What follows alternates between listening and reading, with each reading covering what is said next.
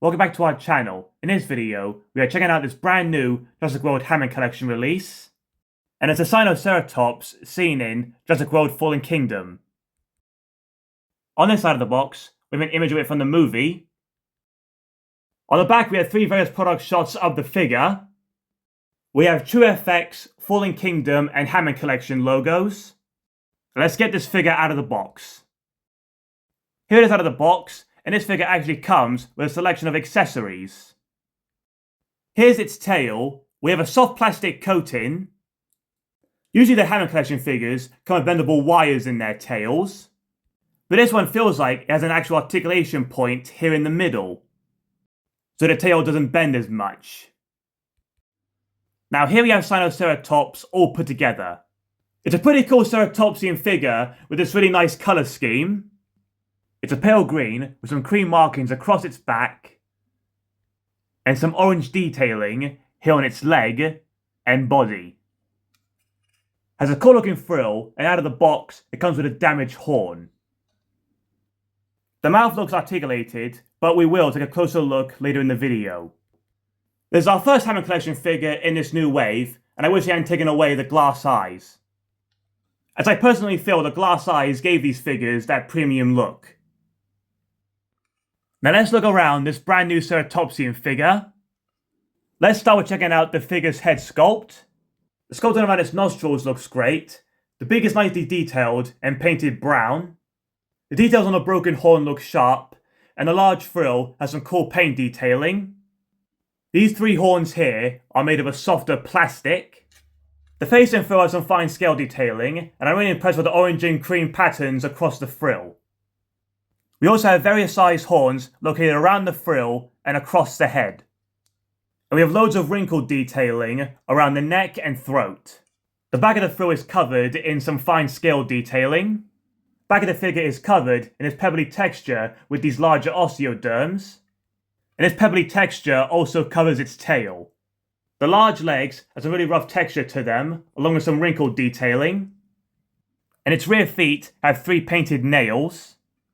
The large body has some rib detailing and wrinkle texturing. And its large muscular front limbs are textured just like its rear legs. The front feet actually have four painted nails. It's great to have a figure with its nails painted. Of course, the rough texturing feels and looks great all around the figure. With this detailing, it gives the body this extra depth. Underneath the figure, we have this wrinkled skin texture that feels smoother than the rest of the figure. Here on its rear legs, on the side of its feet, we have its dew claws. Our figure has left and right feet, as I've seen a figure with two left feet. So it's something you might want to check on your figure when you get it. But all round, it's a great looking figure with some awesome sculpt detailing. These new Hammond Collection figures now come with swappable parts. Sinoceratops comes with an extra horn and a lower jaw piece. Now let's remove its broken horn and replace it with this undamaged horn. Just pops in like this, and there it is with its horn swapped. But here's a front view, and the horn looks bent and looks really odd. So I think it looks better with the damaged horn. You can also remove its lower jaw like this and replace it with this one. Just pops in like this. So now we have the figure with its mouth closed, so there's no articulation, just swappable parts. I'm not too sure about swappable parts as it could get lost. Just look at the state of that horn. What you come to expect with the Hammond Collection figures, they have multiple points of articulation. The tail is articulated, but it does feel quite stiff. Legs have 3 points of articulation, like here, at the knees, and feet. It's the same with the front limbs. They move here, at the knees, and at the feet. The legs can also pivot out a little bit. What you do, you just spread them like this. So you can pose this figure in various positions. The head can twist all the way around.